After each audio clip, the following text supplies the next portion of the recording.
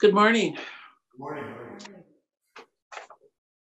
I'm going to set my timer so I don't ramble on too long today. I want to thank you all for being here. And once again, thank you, Tech Team, for making all this possible. It is a beautiful morning here in Kansas, cold but sunny. Like Shuji talks about spring. When is it spring and when is it not spring? Spring flows, and I think today is a beginning of flow of spring. About a month ago, I drove to Florida to help my mother-in-law. She's 93 in poor health, so I was very careful not to bring any germs and expose her to something. And life, having a sense of humor, she gave me a stomach bug that put me in bed, flat in bed for 2 weeks. And I'm just now beginning to get out of the brain fog of it. And it's kind of like when something like that happens to you, you understand why they say the elderly needs to take care of themselves, because I'm officially elderly now. But boy, that knocked me out. Whew. So what am I going to talk about today? I'm working on 2 pieces from Genjo Cohen and the Shinshin Ming of Verses on the Faith Mind. And my brain was just too foggy to, just a minute.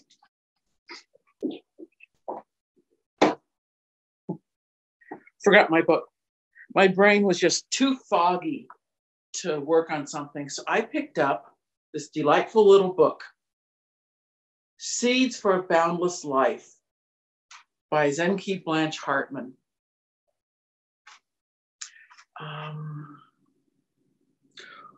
What a great little book.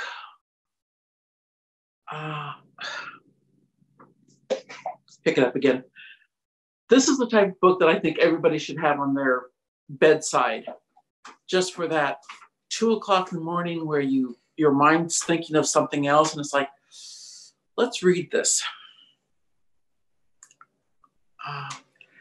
I've never had the pleasure of meeting Blanche Hartman.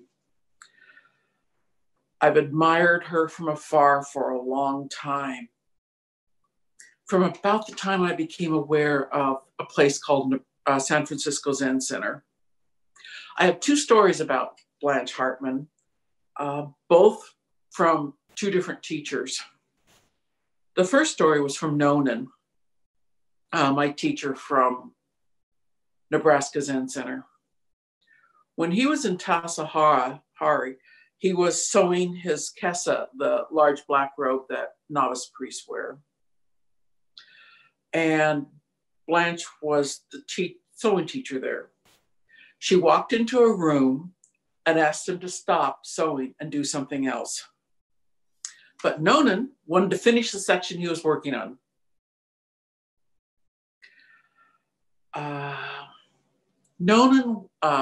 Blanche was the main teacher of sewing in the United States for a while. And Nonan was not one for following instructions. A few of you may know him. I have no idea what exactly Blanche said to him, but he described it many times. When she said stop, you stop now, put the needle in the fabric and put the fabric down. He used that short interaction with Blanche. I assume it was short, it may have been long, I don't know. He used that interaction with Blanche every time we did not respond to a bell immediately. Every time when the Han was sounded, someone didn't immediately stop what they were doing and walk into the zendo.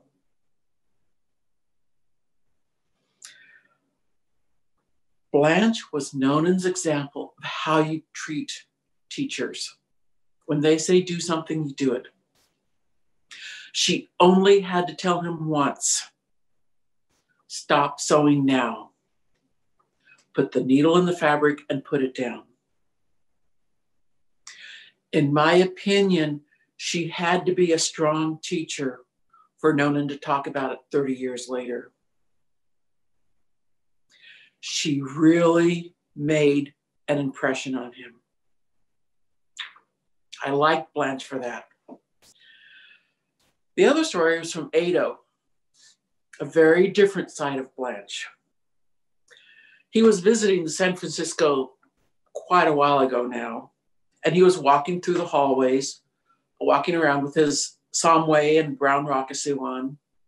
And he said everybody just seemed too busy to acknowledge him, running here and there.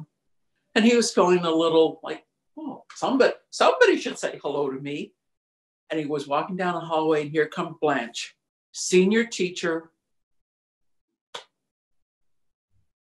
bowed, put her hands together, gaucho, and bowed. Ado bowed back. End of interaction. No matter how busy you are, you bow, you take the time and bow to a stranger. I love those two different sides of Blanche Hartman. And both strong and both made an impression on both my teachers. I'm going to give you just a little bit of background on Blanche Hartman. And she did call herself Blanche. She did not call herself in day-to-day life Zenkei, which means complete joy or something like that. So I'm going to refer to her as Blanche. She was born in 1926 and died in 2016. She was a Zen teacher in the Suzuki, Shenryu Suzuki lineage. And from 1996 to 2002, she was a co-abbot of the San Francisco Zen Center. She was the first woman to assume that position. She was also a teacher at the American Zen Teachers Association, and she was known for her attention to issues women face. She and her late husband had 4 children, 8 grandchildren, a bunch of great-grandchildren. She was born in a non-practicing Jewish family, but went to Catholic schools, and in secondary school, she studied chemistry and biochemistry. And she worked as a chemist through the 50s. And I read that and it's like, that's a little wine, but you had to be a strong woman, a strong personality to make it in a male-dominated field in the 50s.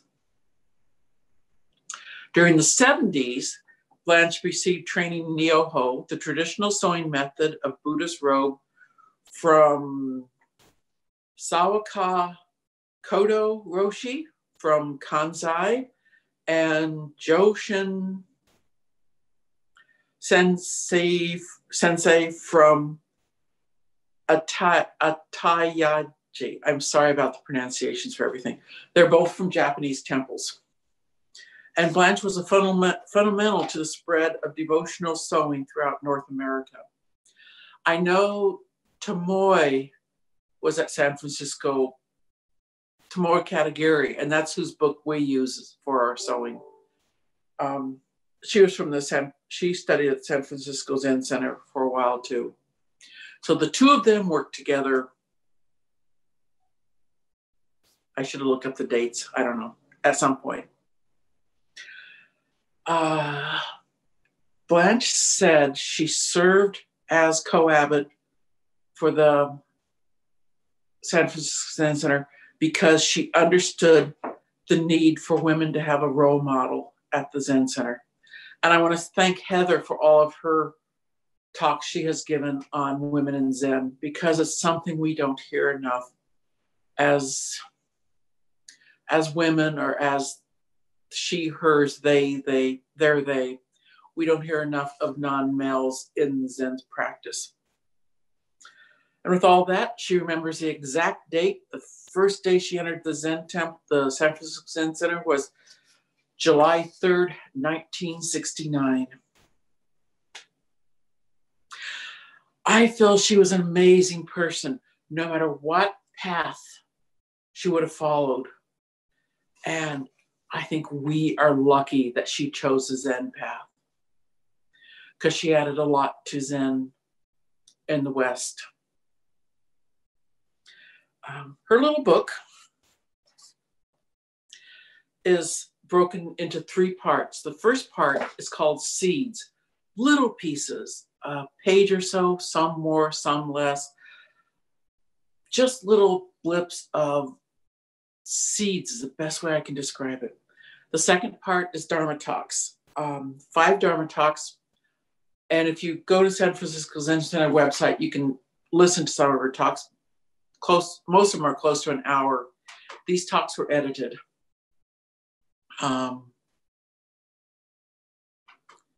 Back to the beginning. This book is edited by Earthlyn Manuel, a wonderful, she wrote a couple books, and you know a teacher by their students. Earthlyn Manuel is an amazing author too. African-American, queer. Her labels that she puts on herself. Zen from a totally different point of view. And I think that I can see Blanche through Earthlyn. Check out some of her books too, as long as you're on a non-Amazon site buying books. The third section is a QA. I love your smiles, Brett. Her third section is a QA section from questions that people would write into the San Francisco Zen Center magazine. And people would write in questions and Blanche would answer them, and it gives you her answers to these written questions. She'd answer the questions with more questions, but it wasn't in that annoying Zen way. It'd be like, well, you need to answer this, and this questions to yourself. But then she would give deeply valuable answers. Reading this section, it's like, I wish Blanche would have been my teacher. I wish in 1974, when I was deciding what to do with my life, I would have went to San Francisco Zen Center and said, Blanche, I want to study with you. But if wishes were horses, we'd all be riding. So, but anyway, that was one of my favorite sections of the book. So I feel like this is more of a book report than a Dharma talk, but that's okay. I reread the book this week, and I read it in straight through. And I don't think that's the best way to read the book, but it was really interesting to do it. And as I was doing it, I was reading it with this Dharma talk in mind, and I was marking everything I wanted to talk about. And then I picked my book, and every single page was marked. I thought, okay, we're going to have to cut it down. This is a perfect book to put by your bedside. Wake up in the middle of the night, read a seed, and then just think about it. Not everything in the book is deep, and really it's nothing I haven't heard before. But as I read it, I thought, this would make a great poster. And I say that with great admiration. So I'm just going to talk about a few of these things. And I can see I'm already way over time. So in 1968, she was at a peace rally. And I read that. And of course, Blanche would have been at a peace rally in 1968, protesting the war. And the police was running towards the protesters with masks and clubs. She went past the barriers and got right into the face with the riot police, right next to the riot shields. And she got into one police officer's face and looked at him eye to eye, just right in his face. And this is what she wrote. I had this overwhelming experience of identification of the shared identity. This was the most transformative moment in my life, having this experience of shared identity with the riot squad policeman. It was a gift. Nothing prepared me for this. I didn't have any conceptual basis for understanding it, and the total experience was real. Blanche, she went on, looked at this experience on being one with the policeman when a moment before he was the enemy. How can someone change from the enemy to us being one in a moment? That was when Blanche changed her world. And we've all had experiences like this. Otherwise, we wouldn't have started coming here. That moment that changes our world. I was hiking through an old growth forest in British Columbia, sat down by a tree stump, and that tree spoke to me. Changed my world. I am one with that tree. How can that be? But she really went into that experience in a very deep way.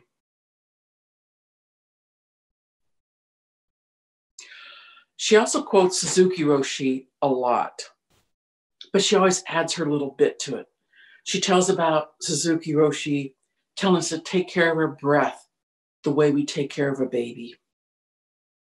Then she added her own little teachings to it. So she said, so how are you doing? How are you taking good care of your breath? Take care of yourself. And then she quoted the Dalai Lama, compassion is not a religious business. Compassion is human business. It is not a luxury. So she pulls in that taking care of yourself and taking care of your breath as essential for human survival and how that is compassion. It's like, oh, what a different way of looking at your breath, compassion, as this is essential for human survival.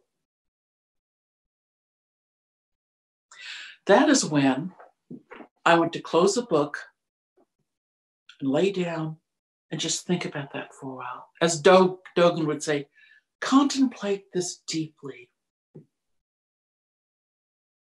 One little line, just yes. It's not earth-shattering, it's not new, but it's very deep, taking what you know. You know compassion is important. You know your breath is important. Taking it down one step more.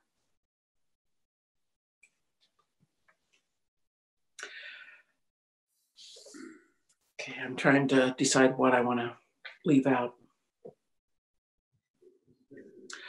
On one of her Dharma talks, she talks about meeting life right here and now. And her lot of writings, she talked about breath. She talked about being here now. And to be here now, she said, you have to sort through your baggage before you go into life. And that's our practice. So when you get in life, you'll be ready for it. And as I was reading that, I thought of when I was an undergraduate, took a lot of dance. And I had a wonderful teacher, dance teacher, who taught us the Alexander method. As soon as I say the Alexander method, I put my rib cage over my hips where it belongs, as a way of dance, a way of movement through life. But at the time, I was so out of my body that instead of embracing what she taught, I'd look in the big mirror they have in dance classes and think, oh man, I'm too fat to be a dancer. Clear your baggage before you meet your teacher. So when your teacher says, align yourself, you're hanging from a string and your body's perfectly balanced. You can hear that instead of going la, la, la, la, la about all the stuff in your baggage. But luckily, I've heard enough of her that I still use her teachings when I teach Introduction to Zen. It's a physical practice. We're in our body. And I use Professor Mason's descriptions of how to hold your body, even though at the time I couldn't use it. If I would have cleaned my baggage before, I could have gotten a lot more out of it. So Blanche says, clear your baggage before life. You clear your baggage by sitting zazen, by breathing and being in the moment. Nothing new, but we need to hear it over and over again. And she has a wonderful way of telling you. Okay, it's been 20 minutes now, so I'm going to skip another section. She also talks a few pieces on dying. She taught till she was close to 90. And some of these pieces on dying, I wish I knew the dates. Her husband died quite a while before she did. And she wrote a few pieces about her husband dying, but she also wrote a piece about a good Dharma friend of hers dying. And how she and her friend talked about, you have to meet death with joy and love. Last week, my son and I were I was talking to my son, and he was complaining about his dad not getting things done. And he wanted to say, Dad, if you don't do it now, I'm going to have to clean it up after you die. But he and his dad can't talk about death and dying. And I laughed. I said, well, we talk about death and dying all the time. We both laughed because I'm always saying, yeah, I'm going to try to fix this up so you don't have to deal with it after you die. And Ben has always been able to talk to me about dying. Even as a 2-year-old, he was just always talk about, when I die, this is going to happen. And before the birth of his child, we were able to discuss what would happen if his wife or baby died. Those are things that I think every new parent thinks. And who do you talk about that? And how can you talk about that with being in the moment, not as, oh, it'd be such a tragedy, but kind of, let's clear out the baggage for this. Let's look at our baggage and let's get rid of our baggage. So if it does happen, we can meet it head on. But Blanche talked about looking at death with fearlessness. And I think that's what Ben was trying to talk to me about. What would happen if his wife would die during childbirth? Let's look at it as fearlessness. So what Blanche said is, I think fearlessness means does not mean never experiencing fear, but it means something like not being cowed by it, not being overcome by fear, just noticing, yes, there's fear, and maybe turning towards it and breathing with it and feeling it. Allowing it to arise and subside, but not allowing us to chase us around and making us run off and hide and distract ourselves with foolish activity. We want to choose our life in the face of certainty of our death. And there's a quotation she also talked about. A great Indian classic sage said, somebody asked him, Sir, of all the things in life, what is most amazing? And the sage answered, that a person seeing others die all around him thinks that he will never die. Then she goes on and talks about death as the great curiosity of death. And can we meet our death with joy and curiosity and being there?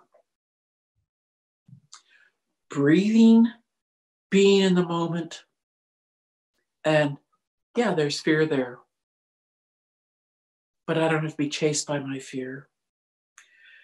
And then she ends it by saying, fearlessness in death is a way of living the Bodhisattva vows. She explains this in wonderful detail, which I'm not going to go into. Then asks us a question, what are we doing with our life? She goes back to breathing, being here in the moment, and what are we doing with this life? And I wish there was a date, because I'd love to think that she was still thinking that when she was 90 years old. What am I doing with my life now? Not, I've been a teacher for 40 years. I'm tired. I have the flu, so I can't read Dogen. What are we doing with this life now?